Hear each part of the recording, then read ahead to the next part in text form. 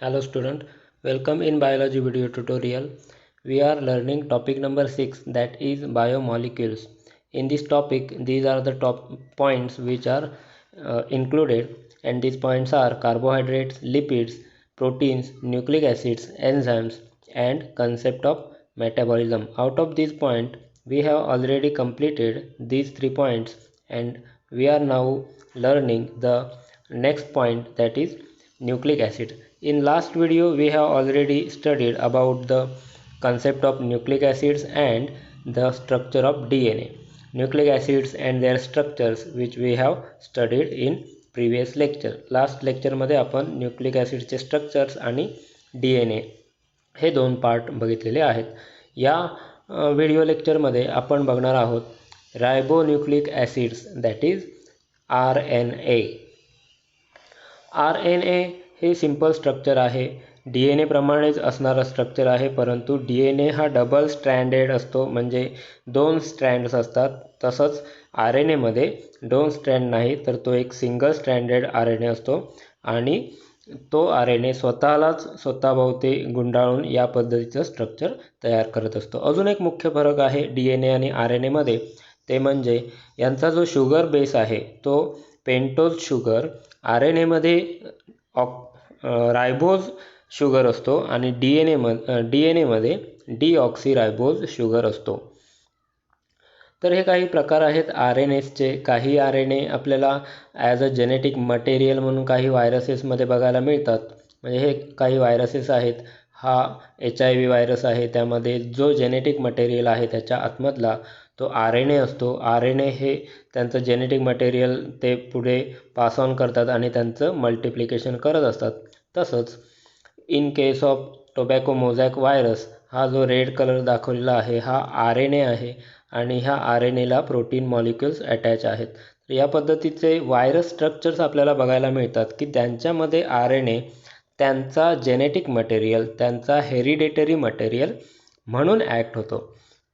परंतु इतर सर्व सजीवांमध्ये हे नॉन जेनेटिक RNA आहेत. म्हणजे या बाजूला हे सगळे जे आहेत हे नॉन जेनेटिक आहेत.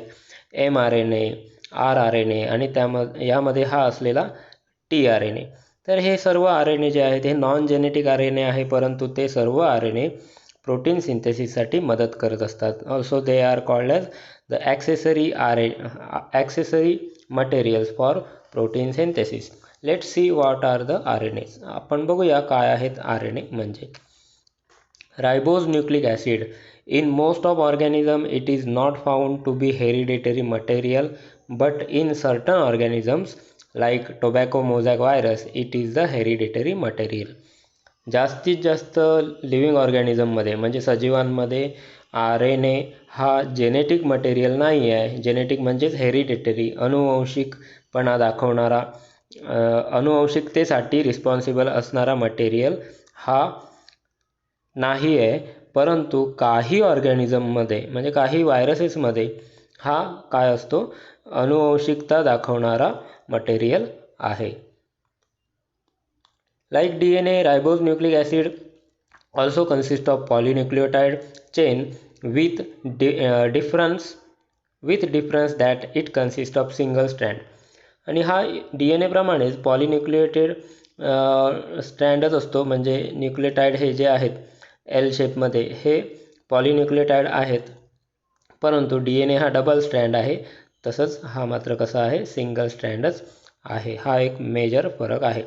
अजून एक फरक कोणता, तर यामध्ये डीऑक्सीरायबोज शुगर आहे DNA मध्ये आणि RNA मध्ये काय असतो, ऑक्सीरायबोज शुगर. म्हणजेच इथे ऑक्सिजन बघू शकतो आपण, इथे ऑक्सिजन कमी आहे म्हणून हा डीऑक्सीरायबोज आणि इथे ऑक्सिजन आहे म्हणून हा रायबोज शुगर. हा फरक आहे, म्हणून त्यांच्या नावात सुद्धा मेजर फरक आहे, deoxyribose and ribose. In some cases that is reo virus and wound tumour virus, RNA is double strand.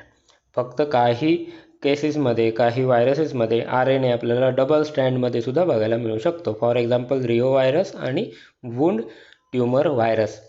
The nucleotide of RNA have ribose sugar instead of the deoxyribose sugar, as in the case of DNA. DNA प्रमाणे यामध्ये सुद्धा रायबोज sugar असते, परंतु फक्त ऑक्सिजनचा फरक आहे. RNA मध्ये रायबोज शुगर आणि DNA मध्ये डीऑक्सिरायबोज शुगर प्रेझेंट असतं. इथे आपण न्यूक्लियोटाइडचा स्ट्रक्चर बघू शकतो. RNA nucleotide. In case of RNA uracil substitutes thymine of DNA. RNA मध्ये DNA मध्ये जे थायमिन प्रेझेंट असतात त्या थायमिनच्या ऐवजी युरॅसिल हा मॉलिक्यूल आपल्याला बघायला मिळतो. बाकीचे मॉलिक्यूल सगळे सेम आहेत. सायटोसिन आहे, ॲडेनिन आहे, ग्वानिन आहे. आणि आपल्याला हे सुद्धा माहिती आहे की adenine always binds with uracil and cytosine always binds with guanine. So these are the combinations of that base pair. RNA strand is usually found folded upon itself in certain region or entirely. RNA molecule हा जो आहे तो त्याच्या काही भागांमध्ये किंवा संपूर्ण भागांमध्ये स्वतःभोवतीच त्याने फोल्डिंग केलेल्या दिसून येतात. These foldings help in stability of RNA molecule. ह्या फोल्डिंगमुळे त्या RNA मॉलिक्यूलला स्टॅबिलिटी प्राप्त होते किंवा ते स्टेबल होतात. Types of cellular RNAs. आता नॉन जेनेटिक RNAsला आपण सेल्युलर RNAs म्हणतो. त्यांचे टाईप्स कोणते कोणते आहेत तर इथे काही 3 टाईप दिलेले आहे. पहिला टाईप आहे मेसेंजर RNA की जो एक सिंगल स्ट्रँड आहे आणि त्याच्यावरती हे न्यूक्लियोटाइडचे बेस पेअर्स आहेत. आता हे न्यूक्लियोटाइड त्याच्यावरती प्रेझेंट असलेल्या नायट्रोजन बेसवरती त्यांचा प्रकार अवलंबून असतो. ते म्हणजे कोणते? ॲडेनिन न्यूक्लियोटाइड, ग्वानिन न्यूक्लियोटाइड, युरॅसिल न्यूक्लियोटाइड आणि सायटोसिन न्यूक्लियोटाइड. या पद्धतीचे न्यूक्लियोटाइड्स त्यांच्यावरती वेगवेगळ्या सिक्वेन्सने प्रेझेंट असतात. त्यानंतर आहे रायबोझोमल RNA. आपल्याला रायबोझोम्स माहिती आहेत. रायबोझोमचे 2 युनिट असतात. Ribosomes are nothing but the mixture of RNA and protein. Ribosome म्हणजे काय? प्रोटीन आणि RNA यांचं मिक्सचर असतं. मग रायबोझोममध्ये असणारा जो RNA आहे त्या RNAला आपण काय म्हणायचं? rRNA, ribosomal RNA. मेसेंजर RNAला दुसरं नाव आहे mRNA. Then last one that is transfer RNA, tRNA. Transfer RNA हा सुद्धा याच पद्धतीचा एक RNA आहे की जो सायटोप्लाझममध्ये प्रेझेंट असतो आणि एक युजली जनरल त्याचं एक स्ट्रक्चर दाखवलं जातं ते म्हणजे क्लोव लीफ स्ट्रक्चर. आणि या स्ट्रक्चरला एका बाजूला असतात अँटीकोडॉन पोर्शन आणि दुसरा असतो अमिनो ॲसिड त्याला अटॅच झालेले असतात. According to the combination of anticodon amino acids are determined. या पद्धतीचे हे 3 टाईपचे RNA स्ट्रक्चर्स आपल्याला बघायला मिळतात. पहिला स्ट्रक्चर आपण स्टडी करूया mRNA. mRNA carries genetic information for arranging amino acid in definite sequences. आपल्याला प्रोटीनची डेफिनेशन माहिती आहे. Proteins are nothing but a polypeptide chain of amino acids. म्हणजे अमिनो ॲसिडच्या पॉलीपेप्टाइड चेनला आपण प्रोटीन म्हणतो. हा जो मॉलिक्यूल आहे हा अमिनो ॲसिडची चेन आहे आणि याला आपण प्रोटीन म्हणतो.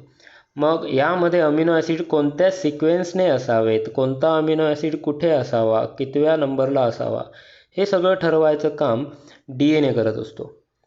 तर ह्या DNAवरती त्यांची इन्फॉर्मेशन असते की कोणत्या सिक्वेन्सने हे अमिनो ॲसिड्स यावेत आणि ही सिक्वेन्स हा DNA काय करतो? mRNAवरती एन्कोड करतो. हा mRNA त्याने तयार केला, mRNA.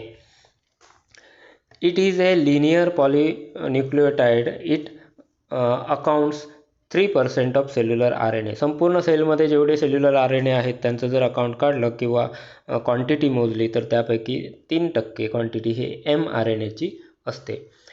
It's molecular weight is several millions. याचं मॉलिक्युलर वेट हे खूप जास्त असतं. काही mRNA खूप मोठ्या आकाराचे असतात, लांब असतात आणि जेवढे लांब mRNA तेवढं त्यांचं मॉलिक्युलर वेटसुद्धा जास्त असतं. mRNA molecule carries information to form a complete polypeptide chain is called cistron. एका mRNA पासून जर कंप्लीट पॉलीपेप्टाइड चेन एक कंप्लीट पॉलीपेप्टाइड चेन प्रोटीन मॉलिक्यूलची जर तयार झाली तर त्या mRNAला सिस्ट्रॉन असं म्हटलं जातं. Size of mRNA is related to the size of message it contain. आणि mRNAची साईज किती असावी, तर त्या mRNAवरती तो जो कंटेंट आहे तो कंटेंट किती जास्त आहे त्याच्यावरती mRNAची साईज डिपेंडंट असते. Synthesis of mRNA begins at 5' end of DNA strand and terminates at 3' end. DNAच्या 5' एंडवरती mRNA तयार होण्यासाठी सुरुवात होते आणि DNAच्या 3' एंडवरती त्या mRNAच्या फॉर्मेशनचा शेवट होत असतो. नेक्स्ट टाईप आपण बघूया rRNA. rRNA forms 50 to 60% of ribosomes. Ribosome हे जे स्ट्रक्चर आहे, ह्या रायबोझोम स्ट्रक्चरमध्ये rRNA हा जवळजवळ 50% व्यापलेला असतो. It account 80 to 90% of cellular RNA. आणि सेल्समध्ये असणारे जेवढे सगळे RNA जर काउंट केले तर त्याच्यापैकी 80 ते 90% RNA हे rRNA असतात. Kurland discovered that it synthesized in nucleus. rRNA हा न्यूक्लियसमध्ये सिंथेसाइज होतो हे कर्लँड याने शोधून काढलेलं आहे. It gets coiled here and there due to the interactions complementary base pairing. Interchain complementary base pairing इथे आपण ह्या एका डायग्राममध्ये बघू शकतो. ते म्हणजे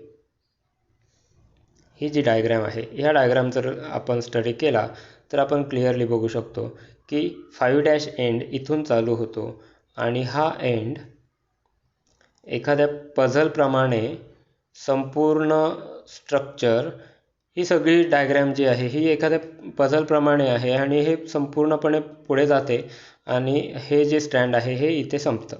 3' एंड या ठिकाणी संपतं. म्हणजेच काय, तर या स्टँडवरती असणारे जे बेस पेअर्स आहेत, हे बेस पेअर्स दुसऱ्या साईडवरती असणाऱ्या बेस पेअरशी जर कॉम्प्लिमेंटरी ठरत असतील, म्हणजे सायटोसिनला गॉनिन दुसऱ्या साईडला असेल तर तो अटॅच होऊ शकतो आणि ॲडेनिन जर असेल तर त्याला दुसऱ्या साईडला युरॅसिल असेल तर तो अटॅच होऊ शकतो.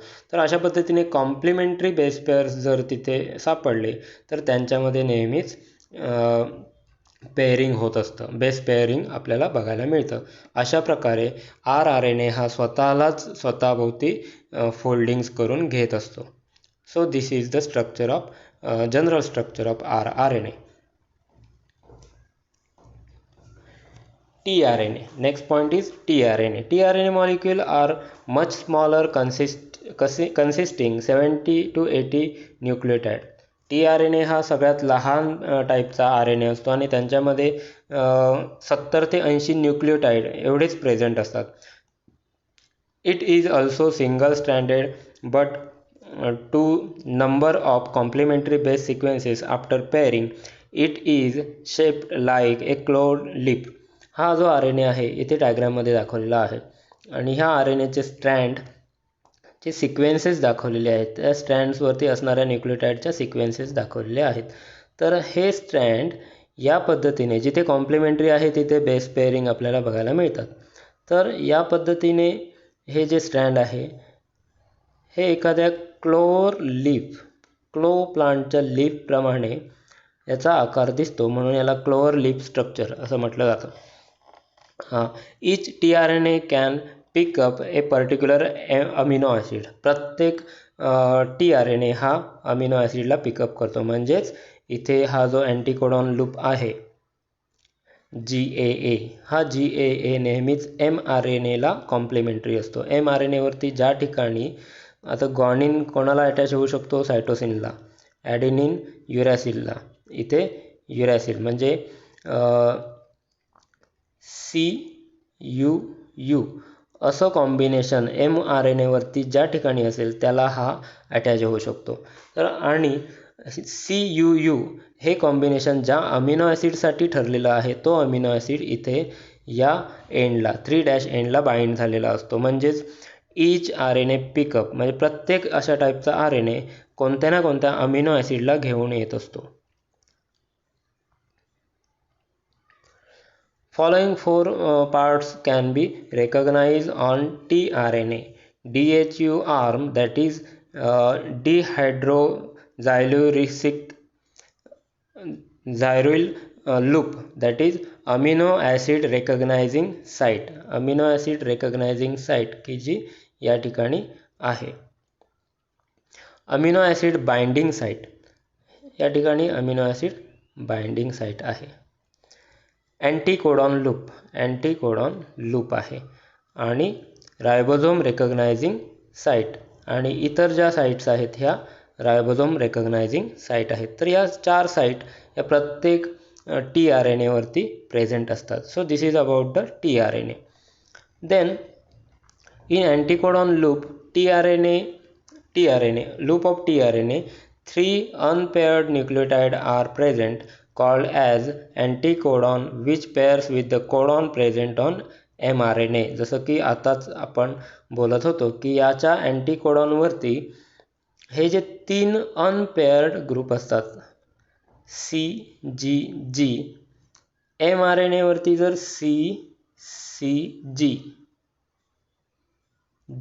असे कोडॉन ज्या ठिकाणी असतील त्याला अटॅच होणारा हा tRNA आहे. हा संपूर्ण tRNA या mRNA ला अटॅच होणारा आहे. म्हणून हा एक पर्टिक्युलर अमिनो ॲसिड घेऊन येतो. हा अमिनो ॲसिड कोणता आहे? ॲलिनिन नावाचा अमिनो ॲसिड आहे. मग हे कोडॉन mRNA वरती ज्या ठिकाणी असेल त्याला अमिनो ॲसिड ॲलिनिन हा त्या प्रोटीन सिंथेसिसच्या वेळेला जॉईन केला जातो. तर अशा प्रकारे 20 टाईपचे वेगवेगळे अमिनो ॲसिड्स आहेत आणि 20 टाईपचे अमिनो ॲसिड्स घेऊन येण्यासाठी mRNA वरती अशा प्रकारचे वेगवेगळे कोडॉन्स प्रेझेंट असतात. आणि या कोडॉन्सचा अर्थ त्या अमिनो ॲसिडसाठी लावण्यासाठी ह्या tRNAचा उपयोग केला जातो. म्हणून यांना ट्रान्सफर RNA म्हणजे mRNA वरचा मेसेज पॉलीपेप्टाइडमध्ये ट्रान्सफर करणारा हा मॉलिक्यूल आहे. म्हणून याला ट्रान्सफर RNA असं म्हटलं जातं. The specific amino acid is attached at the 3 end in acceptor system of the clover leaf of tRNA. tRNAच्या क्लोवर लीफवरती एक particular amino acid binding system असते आणि ह्या अमिनो ॲसिड बाइंडिंग सिस्टीमवरती तो पर्टिक्युलर अमिनो ॲसिड बाइंड झालेला असतो. आता हे ज्या ठिकाणी हे कॉम्बिनेशन असेल त्यालाच हा अमिनो ॲसिड इथे बाइंड केला जातो.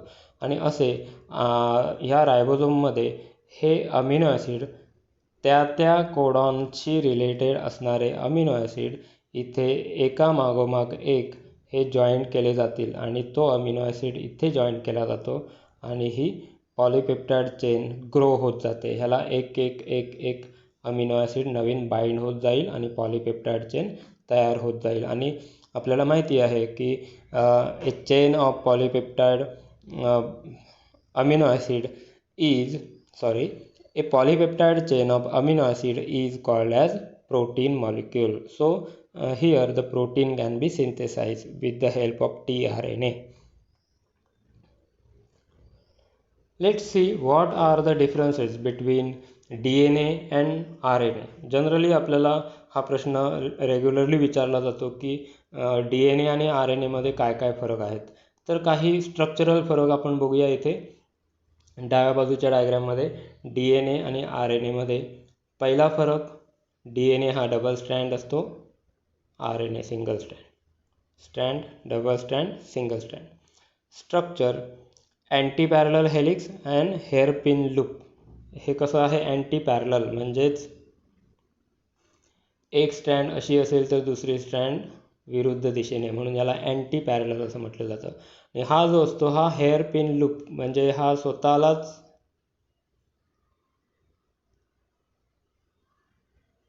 स्वतःभोवतीच फेऱ्या मारून त्याने हेअरपिन लूप तयार केलेला असतो.